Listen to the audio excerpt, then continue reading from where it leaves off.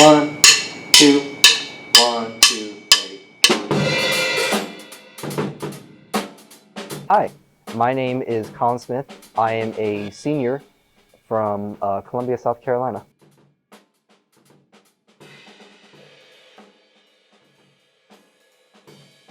So I did a lot of different things as a kid, and I wouldn't always stick with them for a long time. But drumming and music was always one that I always did, no matter what. And eventually, once I got to middle school and I actually got into the band program, I was like, oh wow, I can actually do this consistently in an actual program and stuff like that. And that's where it really got the ball rolling for me, just playing music all the time. More so than being able to speak to you about specific things in his playing, it's these other things that I remember. And those are the things that, when I'm hiring musicians for gigs, those are the things that matter sometimes more than how they play.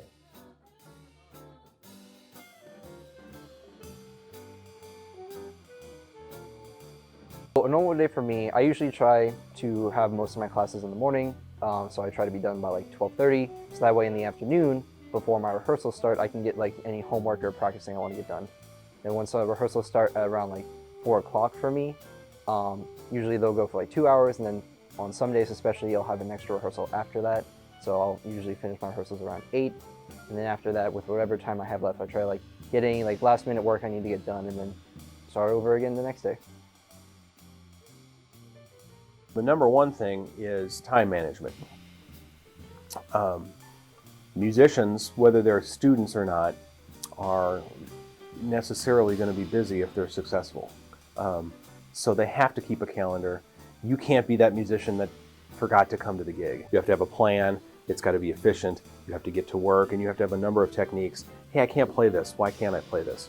You have to diagnose your problems, and you have to have strategies to solve those problems. The cool thing about that is that if you're serious about practicing, you also have a teacher who's been through a lot of that stuff, who has the virtual arm around you as you're practicing. Percussionists are asked to do a lot of stuff. Drum set's only a small piece of that. The timpani, the marimba, the snare drum, the bass drum, the cymbals, the chimes, all the keyboard and the other keyboard instruments. And then, by the way, the drum set. For the solo piece I'm working on, that I'm actually going to be performing this upcoming Tuesday, but next Tuesday, I'm playing a piece called How Sweet the Thought of You is Infinite.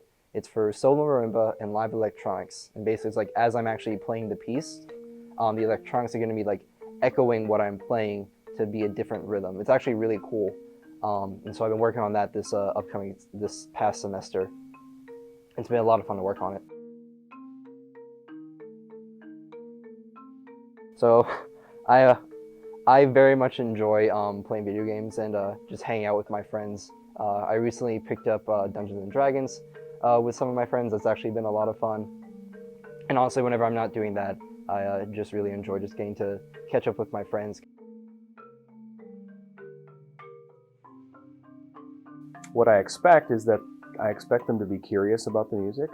I expect them to be motivated and interested in improving the way that they play the music. I expect them to be willing to help each other learn the music.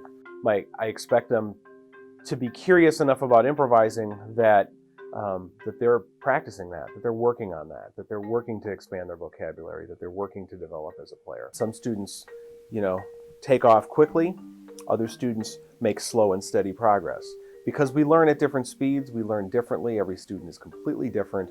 And it's no different in our subject matter than it would be in Spanish or economics or biology or whatever. It was actually last year that I had that kind of realization. Last year I was preparing for a solo recital where it's just me playing a whole bunch of different pieces for whoever wants to come out.